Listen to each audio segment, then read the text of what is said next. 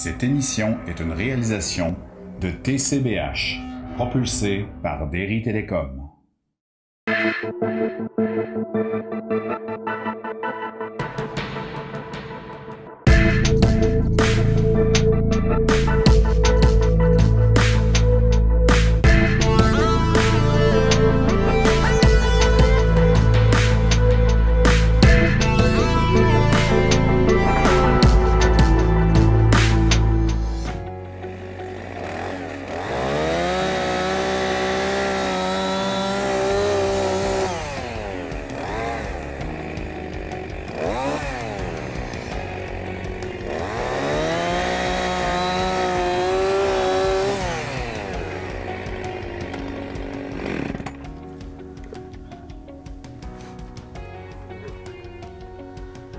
Salut tout le monde! Bienvenue à une nouvelle édition des infos de TCBH. Cette semaine, en introduction, je me suis dit que je vous présenterais une autre facette du travail que j'ai à faire au Havre de la Faune, l'aménagement du site. Je dois parfois couper des arbres pour apporter des branches à notre orignal, libérer des sentiers, nettoyer la forêt pour donner une chance aux jeunes pousses de grandir ou tout simplement pour construire des enclos tels que celui-ci qui est pour notre orignal. Mais il faut couper intelligemment. Comme j'ai déjà entendu Marcel Leboeuf le dire dans une de ses conférences, une forêt, il faut s'en occuper comme d'un jardin. Il y a des mauvaises herbes à enlever ou des pousses qui sont fatiguées, qui ont tout donné pour donner la chance aux jeunes pousses de grandir et de s'épanouir. Par contre, c'est bon d'en laisser au sol. Ça enrichit la terre puis ça permet de garder ses racines. Sur ces paroles, cette semaine à l'émission, une entrevue avec Jémy, une autrice-compositrice-interprète du Témiscouata, originaire de Lac-des-Aigles et vivant à Squatec. On salue les gens du Haut-Pays au passage. La 11e chronique du maire et les grandes lignes de ce qui a été dit lors du 3e café Solidarité d'économie sociale Bas-Saint-Laurent en rencontre Zoom. On commence avec l'entrevue que j'ai pu avoir avec Jémy. Cette rencontre a été organisée par son équipe PureCom Group pour parler du lancement de son 3e album Fabricant de souvenirs. Bon visionnement!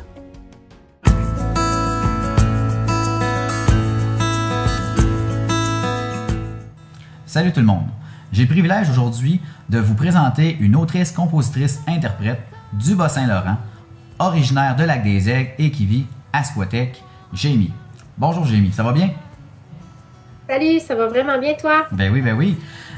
On t'a en entrevue aujourd'hui pour te connaître un peu plus, mais aussi parce que tu lances un 3e album musical, Country Pop, en vente le 15 mai. J'aimerais ça que tu nous parles un peu de cet album-là. Mon album s'appelle Fabricant de souvenirs, donc c'est des chansons que j'ai écrites à l'été 2019, parce que souvent, quand je suis en vacances, je tombe un peu en mode création et j'ai un peu plus de temps. Là, ma routine est moins intense, donc je me permets d'aller un peu plus en profondeur là-dedans. Donc, c'est ça, j'ai composé ces chansons-là, puis on est tombé en confinement en 2020. Donc là, c'est là. J'avais déjà l'idée de travailler sur le 3e album avec Maurice Deschênes, qui est du studio Chorus à Vigie. Donc, c'est ça, on est parti là-dessus, puis j'ai refait quelques tunes ensuite après, puis c'est ça. C'est quoi les chansons, c'est quoi tes influences là-dedans? Souvent, mes chansons parlent de l'amour, parlent de ce que je vis. C'est sûr que là, j'essaie de varier aussi les sujets que j'utilise, donc je m'inspire souvent aussi de mes amis, ce que les gens vivent autour de moi. Souvent, je pars d'un souvenir, fait que je trouvais ça intéressant, l'idée du souvenir. Je voulais travailler là-dessus, de là, Fabricant de souvenirs. Puis, de foncer dans la vie aussi, là, cette chanson-là, Fabricant de souvenirs, ça parle beaucoup du fait de... Oui, il y en a plein de changements qui nous arrivent, mais c'est important d'attraper ça, puis de foncer là-dedans, puis de ne pas rester dans le négatif, d'être dans le positif, puis d'avancer. C'est un peu ma philosophie de vie, donc j'ai voulu exploiter ça. Puis l'album parle aussi beaucoup du temps, l'importance d'en profiter. OK. Quelle place a la musique dans ta vie? C'est sûr que la musique prend de la place dans ma vie parce que ça fait longtemps que j'en fais. J'ai commencé très jeune. J'ai commencé par apprendre à jouer de l'orgue à 5 ans. Puis à l'adolescence, ben là, je trouvais ça un peu moins... Je trouvais ça, pour un adolescent, on s'entend que l'orgue, c'est pas un instrument très glamour. C'est pas vers ça qu'on s'en va en premier. Non, c'est ça. Donc là, j'ai eu ma première guitare, puis j'ai commencé à gratter avec des amis. Puis, donc la musique a pris beaucoup, beaucoup de place dans mon adolescence. J'avais du temps pour pratiquer, donc je faisais que ça de ma vie. Puis c'est là que j'ai eu l'idée d'aller étudier en musique parce que je savais pas trop ce que je voulais faire dans la vie. J'avais le goût d'explorer encore cette facette-là. J'ai fait un deck en guitare classique. Puis là, c'est là que je me suis dit, est-ce que je vais être capable de gagner ma vie en faisant de la musique? Parce que mon désir, c'était vraiment de rester en campagne, de revenir dans le Témiscouata. Je voulais pas être en ville. Donc, j'avais une crainte. C'est pour ça que j'ai fait mon bac en enseignement. Puis là, en devenant enseignante, je me suis mis à exploiter la musique avec mes élèves. Donc, c'est là que j'ai vraiment commencé à composer des tunes. Mes élèves travaillaient sur les textes, puis moi, je me suis mis à faire la musique des tunes. Comme ça, puis là, c'est là que j'ai découvert que j'étais capable de faire ça. Fait que là, c'est vraiment, vraiment le fun. On a fait des spectacles avec les élèves. Puis à un moment donné, je me suis dit, je pourrais peut-être faire mes propres chansons. Fait que là, j'ai commencé à composer mes tunes. Puis là, j'avais beaucoup, beaucoup d'inspiration. Là, j'avais vraiment plein de sujets qui venaient. Fait que j'en ai fait beaucoup, là. Quand j'ai commencé à composer, là, c'est intense, là. J'étais en vacances, j'étais au camping, puis je faisais que ça de ma vie. Puis là, à un moment donné, c'est ça, mes amis écoutaient mes tunes, jouaient mes tunes sur le bord du feu. Puis là, mon chum, il croyait vraiment que mes chansons pouvaient un jour passer à la radio. Fait que ça a semé une graine là, en moi. Je me suis dit, ah ouais, peut-être que je pourrais aller un peu plus loin. Puis c'est là que j'ai rencontré Maurice Deschênes. Je suis allée au studio avec des élèves, justement. Puis là, j'y ai parlé de mon projet. Puis c'est ça, de fil en aiguille, Maurice a décidé d'embarquer dans mon affaire. Puis on a fait un premier album ensemble. Donc, c'est parti un peu comme ça, mon histoire. Puis c'était vraiment pour le plaisir d'avoir un souvenir de mes chansons. J'étais encore dans le souvenir. Je suis quelqu'un de très nostalgique. Fait que je trouve que mon troisième album représente vraiment ce que je suis face à ça. Donc, je voulais avoir un souvenir de mes chansons. Je me suis dit, si je chante pas mes chansons, si j'ai pas un album, il n'y a personne qui va les savoir, mes chansons. Puis je voulais que mes enfants puissent écouter mes chansons. Et cet album-là, c'est quoi la différence qu'on peut y entendre comparativement aux deux premiers? Le premier album, c'était vraiment... j'avais pas de style. Je suis allée vraiment avec mes inspirations. La toune me disait telle affaire. Donc, Maurice, on se dit, OK, ça va avoir ce style-là. On a fait ça vraiment pour le plaisir, sans ligne nécessairement directrice. Puis, il y a une chanson qui a fonctionné, qui a passé à la radio de mon premier album. C'était une chanson country. Okay. Puis j'ai toujours eu du country dans ma vie. Mon père en écoutait. On s'entend que quand on vit au Québec, ben on a tous en nous une petite fibre un peu country. Fait que j'ai exploité ça. Le deuxième album, c'est beaucoup plus country pop. Donc, ça a bien fonctionné aussi. Donc, j'aime ça. J'aime ça, ce style-là. Je trouve que dans ce que je fais, des fois, il y a souvent des sonorités country. Fait qu'on a exploité ça. Vers le troisième album, je voulais garder ça, mais je voulais aussi revenir un peu à des sonorités pop que j'avais exploitées dans le premier album. Fait qu'on a comme travaillé un peu un mélange de ça. C'est sûr qu'on voulait faire évoluer là, le style un peu, mais ça reste que ça me ressemble, c'est mon style à moi. Pour réaliser un album comme ça, j'imagine que ça prend une bonne équipe derrière soi. Peux-tu me parler de ton équipe? Oui, Pure Communication. Je suis vraiment tellement chanceuse parce que ça fait un bout là, que je travaille avec Pierre-Paul Boisvert de Pure Communication depuis le premier album.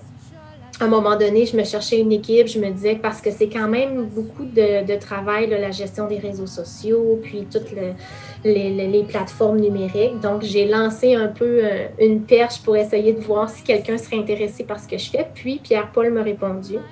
Donc, c'est à partir de ce moment-là qu'on a commencé à travailler ensemble. Et de là, le deuxième album, j'étais avec eux, le troisième album aussi. Donc là, c'est vraiment eux qui prennent en charge toute la partie là, relations de presse, les médias sociaux, tout ce qui est...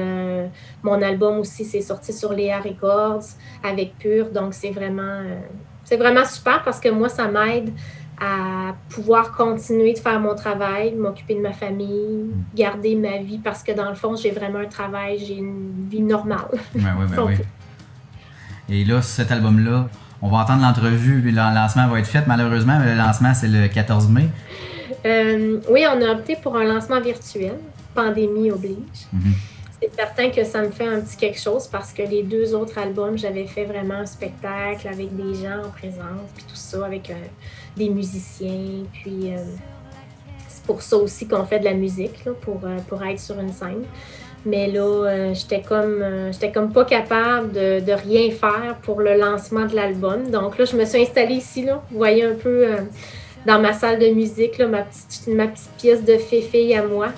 Donc, parce que je suis la seule fille dans ma maison. Okay. Donc, c'est ça, je t'ai installée pour faire le lancement. Puis, je pense que ça va être bien. Je vais jouer quelques chansons, puis ça. OK. T'es pas seulement musicienne, t'es aussi directrice d'école. Oui. Tu disais que t'es capable d'avoir une vie normale à côté de ta carrière. Ça doit être spécial pour les gens qui t'entourent justement à l'école. Tu vis ça comment? Vraiment bien. Ça va vraiment bien. J'ai été enseignante 15 ans, puis là, ça fait 3 ans que je suis directrice adjointe. Je suis vraiment passionnée par l'éducation.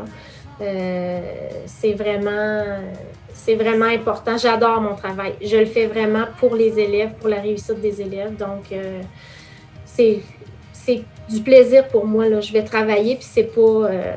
vu que j'aime ça, c'est vraiment pas compliqué. C'est sûr que oui, au niveau de la gestion avec la famille, c'est quand même beaucoup de temps d'investissement, d'être direction d'école. Donc, mais j'ai des bons hommes dans ma vie. Mon chum, puis mes fils, ils m'aident. Puis on collabore vraiment bien là, ensemble pour que ça fonctionne. Puis la musique, ben j'en fais le soir, les fins de semaine, pendant mes vacances. Je gère ça dans d'autres moments. OK. Est-ce que ta famille, ils sont tes premiers fans? Oui, vraiment. Oui, puis ils connaissent les paroles de mes chansons par cœur. C'est sûr que le premier album, je l'ai vécu vraiment beaucoup avec mes 2 enfants, mon chum. Tu sais, ils ont vraiment vécu tout le processus avec moi parce que c'était le premier. Puis, je dirais que le deuxième, je l'ai vécu un peu plus... j'ai été un peu égocentrique, si on peut dire. Là. Je l'ai gardé pour moi, vraiment. Puis le troisième, encore plus. Je dirais que le troisième album, là, ils connaissent un peu moins les chansons parce que j'ai vraiment... je me suis permise d'avoir ce petit privilège-là juste pour moi, du temps de qualité que je me donne pour faire ça. Mais là, ils découvrent, puis ils vont être là au lancement, tout ça. Puis c'est ça, c'est plaisant. Bon, ben, je te remercie beaucoup. Puis j'espère que les gens vont être nombreux lors de ton lancement le 14 mai. Puis si jamais on a l'occasion de t'entendre en présentiel éventuellement, là, quand tout va se replacer et sur une scène, je te le souhaite parce que le contact avec les gens, c'est super important quand tu fais de la musique. Ça donne ça donne du groove, ça donne beaucoup d'énergie sur une scène. Hein. Vraiment. Ça, c'est vraiment quelque chose qui me manque. Là. Je trouve ça dur parce qu'habituellement, je fais quand même de la musique un peu. On fait quelques spectacles. Puis, j'ai un duo de musique aussi avec une de mes amies. Mais là, ça fait 1 an qu'on n'a pas joué devant les gens et plus. Là. Donc, c'est vraiment dur. J'ai hâte que ça revienne. On te le souhaite. On se le souhaite tous, puis on te le souhaite particulièrement. Fait on te souhaite un gros merde pour ton lancement. Merci beaucoup. Amuse-toi. Parfait, merci.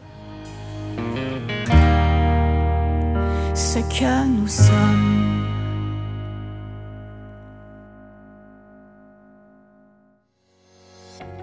On est de retour. Si vous souhaitez en savoir plus sur Jamie, je vous invite à vous abonner à sa page Facebook. On va maintenant regarder la 11e chronique du maire. Cette semaine, Jean-Pierre vous entretient de 3 sujets, soit le retour du traversier L'Héritage 1, la suite du dossier du PABA, le parc de l'aventure basque en Amérique, et les élections municipales à venir. Concernant l'Héritage 1, Jean-Pierre traitera surtout de l'historique de la traverse Trois-Pistoles-les-Escoumins et de l'acharnement dont les gens d'ici et de l'autre rive ont fait preuve pour garder leur quai et leur traverse.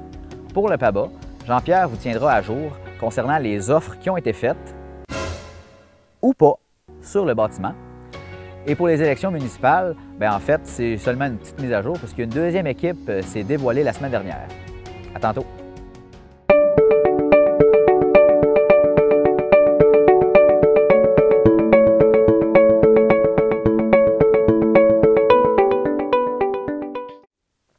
Alors, merci à Télébasque encore une fois de m'inviter à prendre la parole et d'informer mes citoyens, puis bon, ceux qui sont en dehors de même des limites de la ville, d'entendre un peu de ce qui se passe ici chez nous.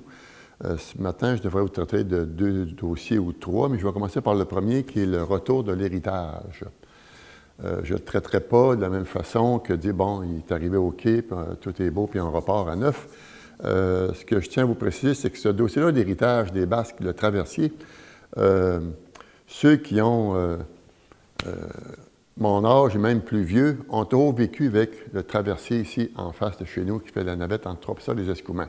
On parle depuis 1913, me semble, là, le capitaine Louis-Ernest Sirouet, je crois, là, qui avait parti de ce premier dossier-là. C'est un traversier qui a été mis en place pour transporter la poste entre Trois-Pistoles et la Côte-Nord au début du siècle là, de 1900, là, 1913. Une raison était fort simple, juste faire un petit tour d'horizon, c'est qu'à l'époque, la villonnerie n'existait pas beaucoup et tout le courrier qui partait d'Europe, de la France entre autres, où est la mère patrie. Alors, tout le courrier postal partait de l'Europe en bateau, débarquait à Rimouski, pour tout le Québec au complet, là. Ça débarquait à Rimouski, au port de Rimouski. Et de Rimouski, le courrier postal, le courrier de la Reine, était distribué partout à l'intérieur du Canada, y compris le Québec. Mais pour aller sur la Côte-Nord, il y avait la rivière Saguenay qui était difficile à traverser. Donc, le courrier, il fallait aller le porter à partir de Tadoussac jusque sur la basse Côte-Nord. Il y avait du monde qui vivait là aussi, là. Alors, pour faciliter les choses, le ministre de la Poste à l'époque était un ancien résident de Trois-Pistoles, Thomas Pelletier, ministre des Postes au fédéral, qui était justement au coin de la rue ici, où est l'animalerie présentement. C'était sa maison privée. Et puis, lui, dans son poste de responsabilité du ministre des Postes, bien, dit Colin, la meilleure façon de pouvoir traverser du côté nord le courrier, ce sera par Trois-Pistoles, en construisant un quai à Trois-Pistoles, puis en construisant un quai aux Escoumins. Alors, ça a été fait d'une façon politique pour les besoins de l'époque. Alors, le premier traversier, 1913, comme je vous dis, là, M. Louis-Ernest Sirouet, de mémoire de son prénom, a commencé à transporter la malle aux Escoumins avec un petit bateau durant l'été et transporter le courrier postal qui arrivait d'Europe par Rimouski. Avec le temps, a commencé à se développer l'idée de pouvoir transporter des automobiles ici parce que le côté minier du côté nord, le côté forestier du côté nord amenait que beaucoup de personnes du sud traversaient sur la côte nord pour aller travailler. De certaines époques, c'était comme ça, les années 50, 60. C'est ce qui fait que les quais ont été raboutés l'un à l'autre tranquillement, pas vite, avec les subventions pour pouvoir avoir accès à des bateaux un petit peu plus gros qui pouvaient correspondre aux besoins de chacune des époques. Donc, on est rendu en 2021. Aujourd'hui, vous voyez les quais tels comme ils sont entre Trois-Pistoles et les Escoumins. N'oubliez pas qu'il y a 15 ans, les 2 quais étaient condamnés par le fédéral et le gouvernement fédéral qui s'appartenait à l'époque, lui, s'était dit des années au début 1990, dans ces années-là, nous, les quais là, excédentaires qu'on n'a plus besoin là, pour la poste ou autre, là, nous, soit qu'on mette ça à terre ou soit qu'on le redonne aux communautés. Alors, c'est ce qui fait que si le milieu s'est battu pour avoir une aide financière, pour pouvoir garder ces quais-là et les remettre en état. Parce que le traversier, jusqu'au début des années 2000, entre 2000 et 2008, là, il y avait des interruptions fréquentes en coup d'années, 2 ans, 3 ans, sans que le traversier puisse traverser entre les 2 rives. C'est ce qui fait que moi, je me souviens, depuis que je suis rentré au conseil de ville comme maire, mais comme conseiller municipal déjà, il y a 40 ans, c'est M. Roger Rioux qui était propriétaire du traversier. Avant lui, il y avait eu le capitaine Lévesque, qui vivait à Trois-Pistoles, mais qui avait vendu son bateau à Roger Rioux, qui était aussi propriétaire d'une résidence funéraire ici sur la rue Notre-Dame. Alors, M. Rioux, comme privé, avait pris ce traversier-là tout seul, avec ses moyens, et faisait la navette entre les 2 rives, puis employait du monde. Mais il y avait toujours cette bataille-là pour avoir des quais conformes que lui faisait auprès d'Ottawa pour avoir des quais. Et ça ne finissait pas de finir. Il n'y avait pas d'écoute, il n'y avait pas d'oreille. Quoi qu'il en soit, devenu épuisé de se battre, Ce navire-là, finalement, il a été mis en vente. Et c'est un groupe d'environ 49 actionnaires privés de Trois-Pistoles et des Escoumins, mais surtout de Trois-Pistoles, le gros noyau, qui, à coût de 7 000, 10 000 chacun, ont investi des parts pour pouvoir prendre la compagnie de navigation des Basques, la créer, et puis de repartir avec le traversier, mais toujours avec le problème des quais. Ce que je vais vous dire par là, c'est que la semaine passée, là, je fais un tour d'horizon de ça, mais la semaine passée, quand le traversier est parti de l'île aux Coudres, je pense que c'était mercredi passé, et puis qu'il s'en venait vers Trois-Pistoles, c'était une mer d'huile, c'était très beau, ça donnait bien, et puis on sait que c'est mon fils Jean-Philippe qui est le capitaine du traversier. À quelques reprises, je l'appelais. Moi, j'étais sur l'île aux Basques à ce moment-là parce que je suis gardien de l'île aux Basques aussi. Alors, j'étais sur l'île aux Basques en train de travailler, préparer l'île pour la saison qui s'en vient. Alors, je l'appelais de temps à autre, savoir ce qui était rendu sur le fleuve. Tantôt à Rivière-Voelle, dans un shot que j'ai eu avec lui, c'était à Rivière-du-Loup, devant Rivière-du-Loup. Et vers 8h moins quart, à peu près, quand il a tourné la pointe de l'île aux Basques pour s'enligner vers Trois-Pistoles, il a vu mon bateau amarré à l'île, parce que j'attendais que la marée monte, moi aussi, pour partir de l'île. Il était 8h moins quart, il commençait à faire brun. C'est là qu'il a donné un coup de flûte, me saluant au passage, comme quoi que « Here we are, ici nous sommes », et nous arrivons à Trois-Pistoles après 18 mois d'absence, puis d'un combat de société qui s'est tenu ici à Trois-Pistoles, et surtout les manifestations pour pouvoir défendre ce dossier-là, puis le garder en vie. Moi, savez-vous, quand j'ai vu, parce que ça fait 32 ans que je travaille à l'île aux Basques, ça fait 32 ans que je vois le traversier passer entre les deux rives, parce que je suis sur l'eau tout l'été durant en même temps que le traversier. Alors, j'ai ce privilège-là. Mais ce soir-là, quand mon fils a crié de la flûte, disant qu'on arrive, j'ai eu un immense frisson qui me parcourut le corps. Et ce frisson-là, je vais vous dire, ça me faisait prendre conscience, encore une fois, les éléments qui me revenaient en tête, là, c'est que depuis ma présence dans mon application publique ici, je m'apercevais que ce qui s'était passé il y a 1 an et demi passé dans le milieu à se battre pour garder ce bien-là, collectif qui s'appelle le Traversier Trois-Pistoles-les-Escoumins, c'était une suite d'éléments, de personnes qui, au fil des années, c'est ça qui me faisait prendre conscience, là, que finalement, le flambeau, là, moi, depuis que je suis impliqué dans le monde municipal, le flambeau a été pris par plusieurs mains entre la dernière qui s'est passée il y a 18 mois passé ici, dans le milieu, et il y a environ 40 ans, lorsque des gens du milieu ont pris possession du bateau pour le garder en vie. Alors, ça a été des batailles continuelles, successives, pour réparer les quais, garder le bateau en vie, avoir des aides financières pour vivre ici avec des employés. Je réalisais jusqu'à quel point des gens comme Camillien Charon, que j'ai connu, qui était un entrepreneur électricien de sang de Dieu, Jean-Marc Damour, l'ancien maire de Trois-Pistoles, qui vit encore, qui est rendu à 99 ans, d'autres personnes que j'essaie de mettre en évidence, un groupe de personnes, des 49 actionnaires, qui ont mis la main à la porte pour essayer de trouver des solutions. Les 4 entités municipales, Trois-Pistoles, Notre-Dame-des-Neiges, Escoumins, Assipit, qui ont dit, nous autres, après l'épuisement de ces actionnaires privés-là, des actionnaires publics ont dit, on va reprendre le bateau parce que les municipalités ont plus de capacité de pouvoir poursuivre. Gérard Beaulieu, l'ancien maire de Notre-Dame-des-Neiges, je lui donne des noms, mais il y a des choses très précises. Gérard Beaulieu, l'ancien maire de Notre-Dame-des-Neiges, mais aussi qui était le directeur de la Caisse populaire de Trois-Pistoles, l'héritage des Basques.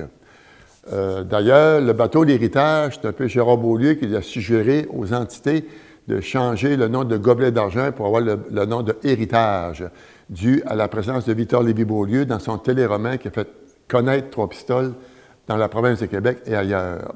Alors, on doit un peu ce nom-là, l'appellation du traversier, à Gérard Beaulieu, qui avait suggéré ça, l'organisation à l'époque, dont je faisais partie. Alors, il y a eu une époque, là, que Gérard Beaulieu, en parallèle de sa mairie, là, je vous dis par ses passés, qui était directeur de la Caisse, ce traversier-là est en faillite technique. Et la Caisse des Jardins, ici, de Trois-Pistoles, avait ce dossier-là de quelques centaines de milliers de dollars sur les bras, un dossier de faillite. Et quand les caisses, comme toutes les organisations, font un état des états financiers de leur institution, la Fédération embarque dans ça, puis le Mouvement des Jardins, pour voir si tout est beau, tout est fait correct. Le traversier de Trois-Pistoles, les Escoumins, était un dossier très épineux pour le Mouvement des Jardins ici à Trois-Pistoles. Et la Fédération n'attendait pas à le garder longtemps parce qu'il n'était pas de 3 pistoles, mais il voulait comme correct dans une logique de dire il est en faillite, il faut l'éliminer.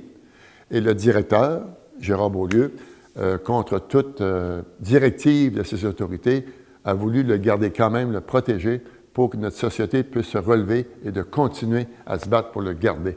Je vous donne ces gestes-là. Gérard, puis il y en a eu beaucoup, des Gérard Beaulieu, ou des Camille Charon, des Jean-Marc Damour, ou tous les actionnaires qui ont participé à l'effort collectif de ce bateau-là. Alors, quand il a traversé à l'est de l'île, la semaine passée, mon fils, en faisant le klaxon, c'était toutes ces personnes-là que j'ai pensé, qui au fil des années se sont roulées les manches, ont cru au traversier, et pour finir, il y a 18 mois, voir le citoyen encore dans la rue manifester ce que d'autres ont porté au fil des années. Donc, ce que je vais vous dire ce matin, c'est que le traversier est bel et bien au quai. Il devrait repartir vers le 21 mai entre les deux rives pour une Xème saison. C'est un des plus anciens au Québec.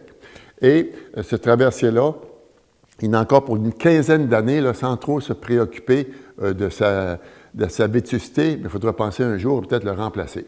Quoi qu'il en soit, présentement, on l'a, des emplois sont créés et les gens sont fiers de ça. C'est une belle fierté collective. Alors, je tenais à saluer ça, mais saluer surtout les gens qui, dans le passé, ont été présents. Sinon, on n'en parlerait pas aujourd'hui. Ce serait un dossier qui serait mort. Il y a des gens qui ont posé des gestes depuis les 20 dernières années, 30 dernières années. Il ne faut pas les oublier, ceux-là.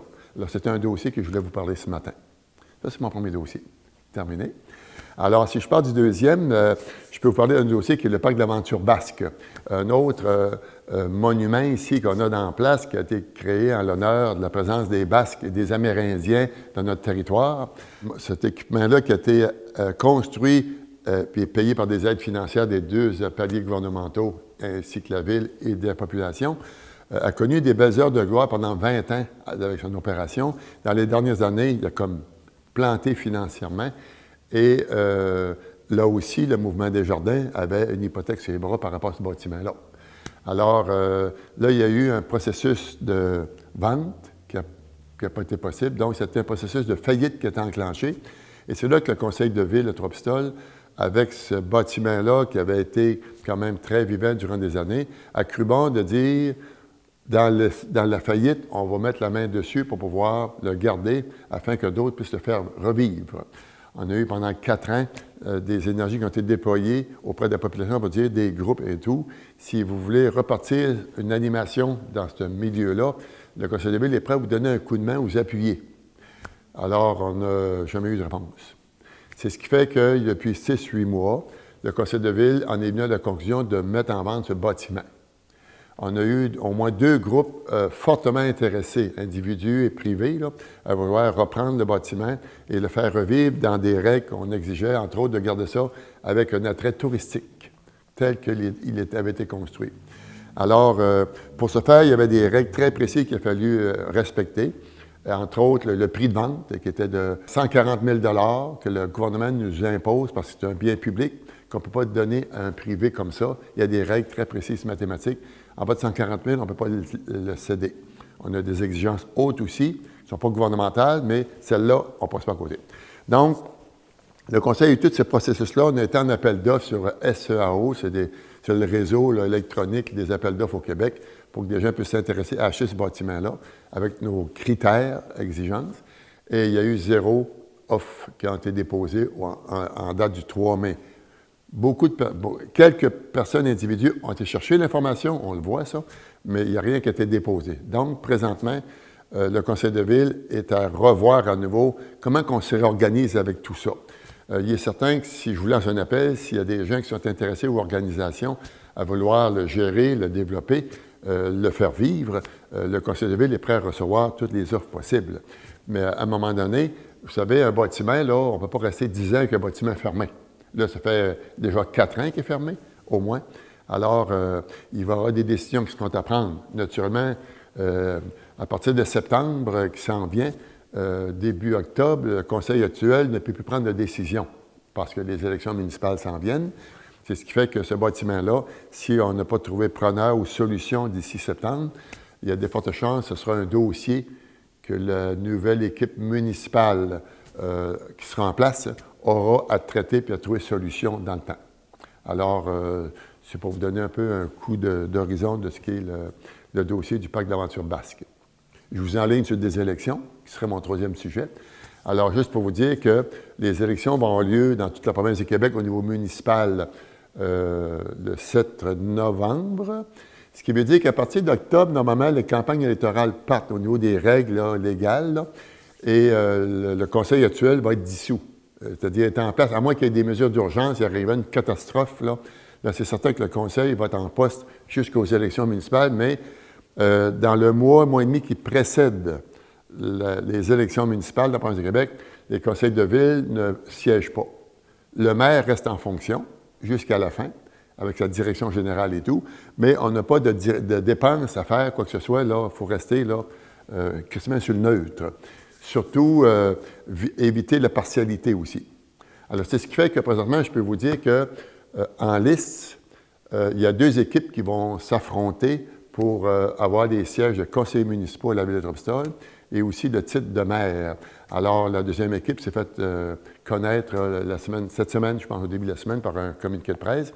Ce que je veux dire à la population, j'ai passé 20 ans comme conseiller, 20 ans comme maire. Ce que je suggère à la population, c'est vraiment de prendre, de s'arrêter puis de, comment vous dire, donc, de réfléchir à ce que vous voulez avoir comme équipe ou comme vision de la ville pour les 4 prochaines années. C'est drôlement important parce que ça touche votre portefeuille, ça touche le mien, ça touche une vision aussi. Alors, d'une équipe ou d'une autre, là, je pense qu'il va être important pour vous, la population, là, y moi compris, là, c'est d'observer ce que les gens veulent nous offrir comme programme de travail pour les 4 prochaines années. Et c'est là que vous devez aller exercer votre droit de vote. Je trouve que c'est drôlement important parce que ça fait partie de notre vie de tous les jours. Alors, les gens pourront voter selon ce qu'ils pensent le mieux. Chose certaine, c'est quand, au 8 novembre au matin, lorsque l'équipe qui sera choisie par la population, en espérant qu'il y aura eu beaucoup de personnes qui auront été votées pour l'équipe qu'ils veulent. Alors, à partir du 8 au matin, alors tout le monde se lie en arrière de l'équipe qui va être gagnante et de travailler avec cette équipe-là comme citoyen ou essayer de trouver, de s'impliquer à gauche, à droite pour pouvoir donner un coup de main à l'équipe qui voudra nous amener un petit peu plus loin comme société ici à Trois-Pistoles, avec des dossiers qui sont complètement différents, mais c'est une expérience qui vaut la peine d'être vécue. Alors, c'est un peu les 3 sujets que je voulais vous traiter aujourd'hui. Alors, merci beaucoup encore à la télévision et j'espère que vous êtes fidèles à nous écouter régulièrement. Merci.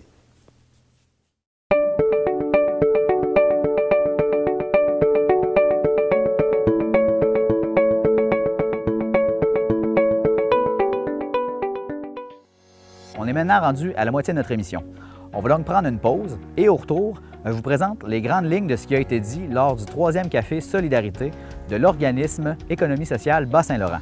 Vous pourrez y entendre Jacques Bérubé, le coordonnateur de l'organisme, Nathan Bouffard de l'OBNL La Couverte Construction communautaire, Céline Niena Womuntu, qui est agente de projet jeunesse à Économie sociale Bas-Saint-Laurent, et François Genin, le directeur général de Ricky Block, une entreprise d'escalade à Rimouski.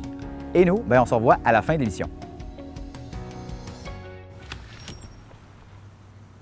Je te laisse pas sortir d'ici sans savoir où tu vas.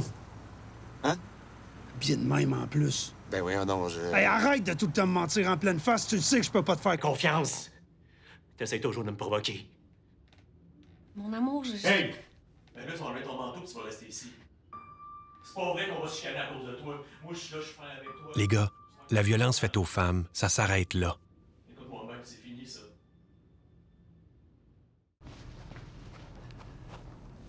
Ça vient de qui, tous ces messages-là?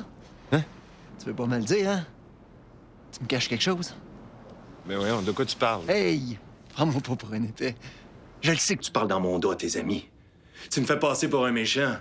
Mais c'est toi qui cherches l'attention. Chérie. Hey! Là, tu vas m'arrêter ça tout de suite, là. Tu vas me le dire, c'est à qui tu parles, OK? Les gars, la violence faite aux femmes, ça s'arrête là. J'ai l'air de quoi? Je suis ton chum, c'est moi qui devrais être ton confident. Bon, ben, je vous souhaite la bienvenue à ce 3e Café Solidarité. Juste faire une histoire courte. C'est simplement une activité de réseautage, d'échange, ben, comme ça le dit, Café Solidarité.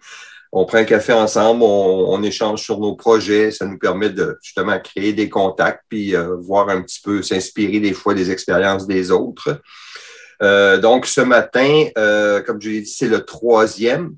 Ça a été créé, dans le fond, un peu dans le contexte de la pandémie, mais pas spécifiquement là-dessus. Mais le premier portait vraiment là-dessus. C'était quoi les perspectives d'avenir en vue de la relance, qui est plus proche qu'elle l'était à ce moment-là. On n'est pas encore complètement dedans. Et, le deuxième, c'était sur les différents programmes de soutien. Là, celui-là, ben, c'est sur les projets d'entrepreneurs jeunesse et en même temps de l'incubateur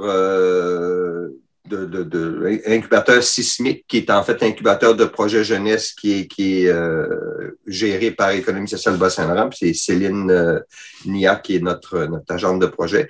Il y a 2 personnes qui vont nous parler plus à fond de leur projet. Il y a Nathan pour la coopérative La Couverte et il y a François Genin de la coopérative Ricky Bloch, qui est le représentant des entreprises jeunesse, donc c'est-à-dire les 35 ans et moins en entreprise d'économie sociale au sein du conseil d'administration et aussi du conseil exécutif. Donc, on commence avec Nathan. Salut, moi c'est Nathan. Je suis en démarrage dans une coopérative qui s'appelle La Couverte. C'est une coop de solidarité en construction. Notre but avec ce projet-là, c'est de démocratiser la construction. On veut faire en sorte de faire de l'éducation populaire.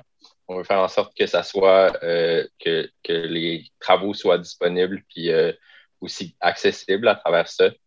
On veut faire en sorte que les gens puissent apprendre à travers ça. Puis on veut ouvrir l'industrie aux femmes aussi là, à travers ça. Fait que, on a comme plusieurs chapeaux en même temps. Là. On veut faire de la rénovation patrimoniale. On veut faire de la rénovation écologique. On veut faire, là je dis rénovation parce qu'on se base sur la rénovation pour l'instant. Mais on aime vraiment faire la réutilisation des bâtiments dans tous les cas. Là. Au départ, moi, je voulais, ça fait un bout de temps que je veux avoir un truc comme ça, un projet de cette envergure-là, en fait, là, qui implique plusieurs personnes. Moi, je suis vraiment... j'ai des valeurs plus à gauche, vraiment plus horizontales, qui font en sorte que j'ai envie que ça soit plus le cas dans le monde, là, en général. Fait que je me disais, bon, qu'est-ce que j'ai besoin de faire pour que ça puisse être possible, ce genre de truc-là. Puis là, je m'étais inscrit il y a une couple d'années pour devenir charpentier menuisier, mais j'étais comme, c'était vraiment juste pour apprendre le modèle pour être capable de me mettre un toit sur la tête ou mettre un toit sur la tête sur la tête de mes amis, là, finalement. Puis là, j'ai comme vraiment aimé ça. Même si à l'école, c'était un milieu dur, puis les élèves, comme les profs, ils étaient vraiment, vraiment durs là, à travers ça. Là. C'était un milieu capitaliste. Là. Fait que j'étais comme, c'est vraiment plate que ça soit comme ça. Je veux pas travailler là-dedans. Fait que je me suis dit, bon, je travaillerai pas là-dedans, je vais faire autre chose. C'est vraiment correct, c'est parfait. Puis là, j'y ai repensé, puis j'étais comme, mais voyons, on dirait que j'aimerais ça travailler pour quelque chose d'autre. Fait que là, je me suis trouvé une compagnie qui était le fun, qui était comme plus là-dedans, plus horizontale, où les gens décidaient un peu plus ensemble. Mais c'était pas assez encore, puis je trouvais que on travaillait pour des riches, là. On faisait des toitures de tôle patrimoniale dans le Kamouraska. Puis c'était quand même c'était le fun, mais j'avais pas de relation avec les clients tant, puis j'étais toujours un peu fâché là, c'est des gens qui ont défaisaient des toitures qui étaient encore bonnes là, pour la majorité. Fait que c'était comme en tout cas, j'étais vraiment pas à l'aise avec ça. Fait que je me suis dit bon ben j'ai envie de faire quelque chose d'autre, j'ai envie de faire en sorte que ce soit vraiment plus accessible pour que les gens qui ont des plus faibles revenus puissent faire ça. Fait que là, à la base, je voulais faire un OBNL parce que c'était plus simple, parce que je me disais, bon, je veux vraiment que ce soit démocratique, puis je veux vraiment que ce soit à but non lucratif complètement. Fait que là, je m'étais tourné vers ça, puis là, je me suis tourné vers Céline aussi pour pour jaser de tout ça, voir c'est quoi les possibles, puis tout ça. Fait qu'on a commencé à monter ça ensemble. Puis là, j'ai rencontré mes collègues. Catherine et Renaud, ben, je les connaissais déjà, là, c'est mes amis, là, mais on a fait comme, hey, on pourrait faire ça ensemble, ça serait vraiment le fun. Puis là, finalement, ben, plein de gens qui se sont greffés depuis ce temps-là. Puis là, on est rendu 12, 15 à tourner autour de ça. Fait que c'est ça, mais ça a été vraiment rapide, là. Ça fait depuis juin l'année passée. Puis là, en même temps, je travaillais. Fait que c'était comme j'avais pas tant de temps, mais en même temps, c'est ça, on a tous travaillé vraiment fort pour que ça avance bien. Mais là, on est rendu, c'est ça, on est plus en phase pré-démarrage, là. Là, tout ce qui nous manque, on a des contrats pour l'été. On est supposé starter début juin, là. On finit notre campagne de sous-financement qui a bien réussi. On a gagné le défi aux entrepreneurs régionales en économie sociale. On se prépare comme sérieusement au début de la saison, puis à se placer. Là, on a une couple de contrats jusqu'en octobre déjà. Là, fait qu'on est comme booké jusqu'en octobre. Fait que ça va bien. Voilà. Merci Nathan. Puis félicitations, c'est vraiment des beaux projets que vous avez là. En tout cas, je vais en avoir besoin. J'entends crincher chez nous. Je m'excuse s'il y a un petit fond de bruit. Puis, on va y revenir. On pourra jaser tous ensemble tantôt, mais on pourrait aussi continuer avec François. François, qui lui, je trouvais important aussi de l'entendre. Il a comme un bon regard de prendre une entreprise qui est là, puis de la développer, puis de stimuler ça, puis de vivre ça pendant le COVID. Puis François travaille avec beaucoup de jeunes sur son conseil d'administration, et puis il est représentant du pôle aussi volet jeunesse. Donc, François, est-ce que tu aimerais ça nous partager ton expérience? Alors, bonjour tout le monde. François Genin, je suis directeur général du Ricky Block. Le Ricky Block, c'est une coopérative de solidarité qui a maintenant 5 ans. Et nous, on est dans le domaine de l'escalade. On opère un centre d'escalade, on offre des services à l'extérieur et une boutique d'escalade. Je suis venu au Québec pour une maîtrise en océanographie. Puis, force est de constater que le milieu de la science n'était pas celui qui me parlait le plus. Puis, j'ai commencé en cours de route de mes études à m'impliquer sur d'abord un CA d'une OBNL qui s'appelle Les Grimpeurs de l'Est, qui est active dans le développement du milieu de l'escalade. Puis ça m'a fait allumer un petit peu sur les opportunités, le potentiel de développement. Ensuite, je me suis impliqué sur le CA de la coopérative Ricky Block, qui était un CA avec beaucoup de roulements à l'époque.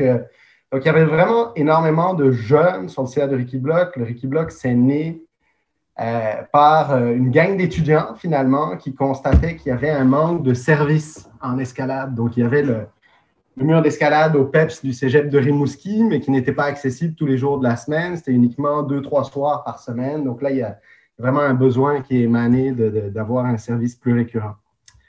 Et donc c'est ça, j'ai débarqué là-dessus. La direction s'est libérée. Donc, il y avait vraiment un gros roulement à la direction à ce moment-là. Vous voyez, moi, je suis le 4e directeur général. Donc, après 1 an et demi d'activité, j'étais le 4e directeur général. Puis moi, c'était un projet qui me parlait à 100%, et donc j'ai décidé de le prendre à bras-le-corps et de mettre toute l'énergie que j'avais là-dedans. C'est un projet qui est parti, le Ricky Block, avec quand même assez peu de fonds. On est arrivé dans un contexte financier de coupure. Donc, on avait Stephen Harper qui coupait dans les finances publiques. C'était pareil avec Couillard. Donc, on avait beaucoup de misère à se financer, à aller chercher un beau gros projet. Donc, on était beaucoup là-dedans. C'était un petit peu la précarité au début. Donc, il faut savoir que ça a demandé énormément de jus de bras, pas mal de bénévolat aussi de la part du CA, puis même de l'équipe d'employés dans les premiers mois, années du projet. Mais ce n'est pas ça qui nous a arrêtés. Puis, on est bien content d'avoir pu continuer dans notre lancée, parce qu'aujourd'hui, on est parvenu à avoir quand même un vraiment beau redressement, puis une viabilité financière dont on est finalement très fiers à l'heure actuelle. Donc, c'est ça, beaucoup d'enjeux qu'on a vécu parce que la situation était telle qu'elle était quand on est parti à l'origine. Donc, moi, je n'étais pas là à l'origine, mais j'en ai entendu parler beaucoup. Et j'ai surtout participé à la phase de consolidation, puis maintenant, on peut appeler ça vraiment de la croissance, puis on en est vraiment très content, à tel point qu'aujourd'hui, on pense à des projets d'expansion. En fait, on est en recherche de locaux, terrains pour peut-être se construire, déménager. Donc, c'est là où on en est présentement. Alors, j'aimerais peut-être vous parler un petit peu des enjeux aussi, étant donné que je suis un représentant jeunesse au pôle d'économie sociale, puis j'en ai vu un petit peu sur les différents CA où je m'implique et les enjeux, justement, qu'est-ce qui fait qu'une coop ou une OBNL garde finalement son CA, son équipe au travers des défis qu'elle va rencontrer? Bien, je pense que la première chose, là, c'est d'aller chercher sur son CA, c'est le premier défi, c'est d'aller chercher une véritable expertise, d'aller chercher peut-être quelqu'un d'externe au projet, peut-être quelqu'un, nous autres, c'est quelqu'un qui ne grimpe pas idéalement. Parce qu'aller chercher des grimpeurs, c'est facile, des personnes qui ont comme un intérêt dans le projet, c'est facile. Mais aller chercher quelqu'un qui a une expertise en entrepreneuriat, en financement, ça, c'est vraiment quelque chose qui... Et c'est quelque chose qu'avec le temps, on a pu obtenir, des personnes de notre CA qui ont pu amener ces points-là. C'est vraiment quelque chose qui a pu nous aider. Ensuite, c'est le maintien de cette expertise-là. Donc, au début, on était un petit peu dans un scénario où le CA en faisait énormément. Il y avait beaucoup de bénévolat. On s'est rendu compte que ça essoufflait. C'est normal, ça essouffle un petit peu à un moment donné d'avoir à en faire beaucoup bénévolement. Donc, il y a vraiment eu une responsabilisation là, de l'équipe d'employés, mais aussi un gain d'expertise de l'équipe d'employés qui a permis de s'autonomiser et de donner un travail vraiment plus mâché au conseil d'administration d'année en année. Et donc, je pense que c'est ça qui fait qu'aujourd'hui, on a un CA qui est extrêmement motivé par les projets qui sont amenés sur la table, mais aussi dont le rôle se limite à la stratégie, à la vision, à la prise de décision et non à l'exécution. Je pense qu'il y a là le plus rapidement possible dans l'évolution du projet, je pense qu'on est amené à devoir mettre une ligne entre l'opérationnel puis le stratégique qui lui appartient au domaine du conseil d'administration. Ce sur quoi on a beaucoup travaillé aussi et qui est un enjeu de taille quand on est en économie sociale, c'est qu'on dirait que dans les entreprises privées, c'est assez connu. Là. On a des fonds, on a des leviers pour aller chercher des financements, on met sa maison en garantie. En économie sociale, c'est pas ça le tableau. Là. On ne veut pas, en tant qu'administrateur, en tant qu'employé, avoir des garanties auprès des créanciers. Donc, il y a tous des outils qui sont à la disposition des coops, des OBNL. Et il y a comme toute une expertise à aller acquérir sur ces outils-là pour devenir viable, pour pouvoir mener à bien ces projets. Donc nous, c'est un gros travail qu'on a dû faire et je suis convaincu que Sismic et Économie sociale Bas-Saint-Laurent sont des partenaires majeurs dans l'acquisition de cette expertise-là pour les jeunes coops OBNL parce que c'est un enjeu de taille là, pour être capable d'aller de l'avant. Un autre enjeu de choses qui, à mon sens, sont à développer le plus vite possible, c'est l'acquisition de l'expertise sur le déroulement des réunions, des assemblées générales. C'est tout un nouveau monde de choses qu'on est amené à devoir connaître, des choses avec lesquelles on doit dealer. Tiens, comment est-ce qu'on fait pour que ça soit démocratique, pour que ça se passe bien, pour qu'il n'y ait pas de conflit? Tout ça, c'est des choses sur lesquelles on est appelé à se former. Les règlements généraux, les lois des coops, des OBNL sont des choses, c'est des outils, puis c'est à la fois des choses avec lesquelles on doit opérer. Donc, tout ça pour dire que je pense que partir une coop, une OBNL ou en opérer une, c'est beaucoup de jus de bras, mais je pense que ça vaut vraiment la peine parce que l'implication qu'on va aller chercher de notre communauté, de nos travailleurs, les conditions de travail qu'on va générer, on s'entend qu'on n'est pas en train de travailler pour une personne, pour un propriétaire d'entreprise. On travaille pour les employés, pour la communauté. Et pour moi, ça vaut tout l'or du monde. Hey, merci François. Je suis vraiment d'accord sur la recherche d'expertise. Là, moi aussi, là, la plupart d'entrepreneurs que je vois, c'est justement une fois on veut se lancer, là, c'est se trouver ce monde-là qui va nous soutenir. Même avant de se lancer, avoir son équipe. Parce qu'il y en a beaucoup qui arrivent, ils sont 1, ils sont 2, puis oui. Et je pense que c'est là où peut-être les réseaux, ça peut être intéressant pour ça, pour partager l'expertise. Ah, je connais quelqu'un qui connaît quelqu'un qui connaît quelqu'un.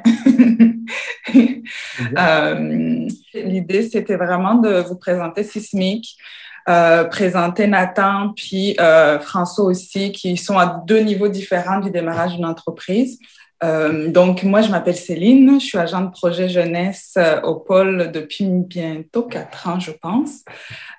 Donc, l'incubateur Sismic, en fait, existe partout au Québec. Il y a 22 pôles et chaque pôle a son Sismic.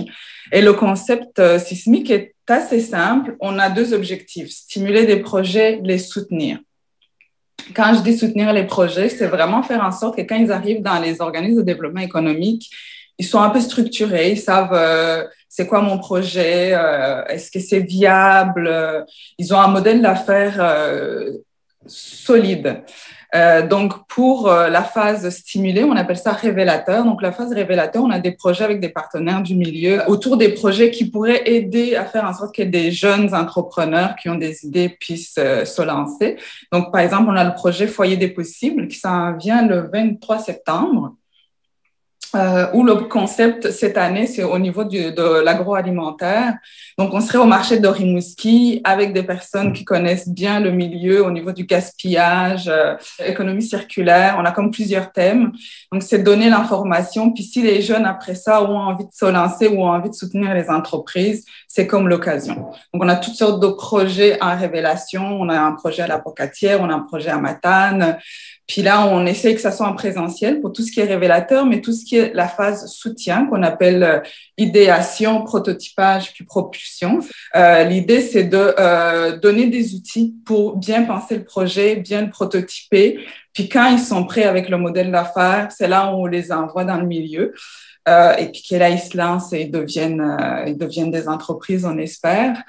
Puis moi, je trouve ce qui est important dans ce projet de Sismic, cet incubateur, c'est de donner le temps aux jeunes entrepreneurs de faire le projet. Il y en a qui sont venus dans Sismic la première année, puis ensuite, après, ils retournent faire les études, puis à la fin de 2 ans, ils reviennent dans Sismic parce que le projet est resté. Puis, on n'a pas d'horaire spécifique, donc on essaie vraiment de les accompagner comme ils sont là où ils sont. Je dis tout le temps, l'idée, c'est de lancer son entreprise, mais de continuer à se construire parce que c'est des jeunes entrepreneurs. Et les résultats sont vraiment positifs. On commence à voir naître des projets. Il y a une laiterie qui est dans la Métis qui va peut-être se lancer. Il y a Nathan avec la couverte. Il y a Vivance qui est un projet dans l'immobilier. Puis, il y a Numérique avec Françoise qui est une plateforme numérique. Puis, donc, il y a comme des projets qui commencent à sortir. Puis, ce qui est intéressant, c'est le niveau de créativité. Donc, c'est vraiment des très, très beaux projets, très, très créatifs. Donc, l'idée, c'est de donner les outils. Puis, on travaille, on est 22 pôles dans tout le Québec, donc on partage aussi nos ressources.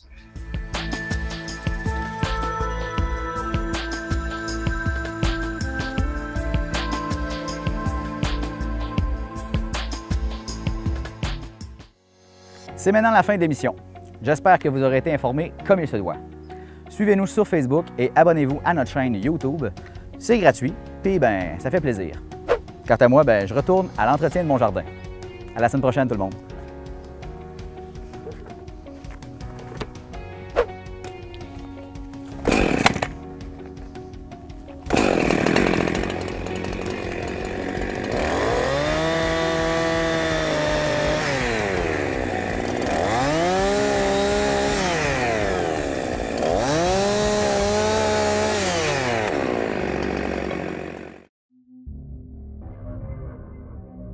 Cette émission est une réalisation de TCBH, propulsée par Derry Télécom.